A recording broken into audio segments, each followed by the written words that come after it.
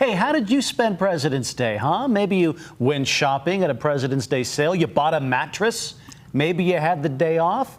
I doubt you thought a lot about President Ulysses S. Grant, though. Although Craig Wirth, he says you were then missing the fact he was the first to visit Utah 150 years ago. It was 46 years before Utah was even a state. Since then, many of our early presidents have visited here. And of course, Craig Wirth has the pictures tonight. It has always been a big deal when the president visits Utah, and he always, of course, tells the state, oh, he loves us and where we live. We see that President Ulysses S. Grant was the first to visit Utah in 1875. He stopped in both Ogden and Salt Lake City.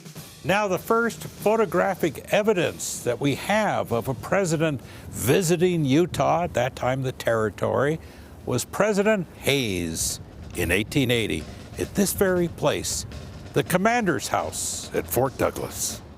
Yes, there indeed is the president at the top of the steps. In a faded copy of the old Salt Lake Herald paper of 1880, we see what was done with the party and what the party did. I especially like where they even put in where there were cheers for each speaker.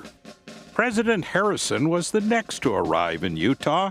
We know he was here twice for parades.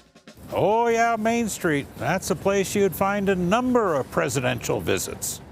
President Teddy Roosevelt also took a trip down Main, as did President Wilson. However, President Hoover found an equally swell parade in the streets of Ogden. But we're getting ahead of ourselves here.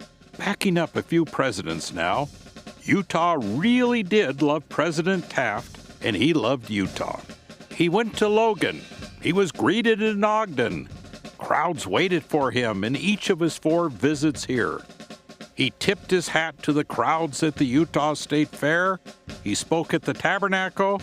He took a drive with Governor Spry around Salt Lake City. And he took a driver to the course at the Salt Lake Country Club.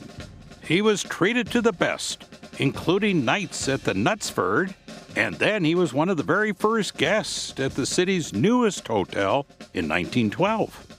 Now the brand new Hotel Utah. That was one of the stops for William Howard Taft. Oh, he loved the room and he loved the food. It was a different time because there was no such thing as fly in and fly out. As president, you pretty much were here, so you might as well celebrate.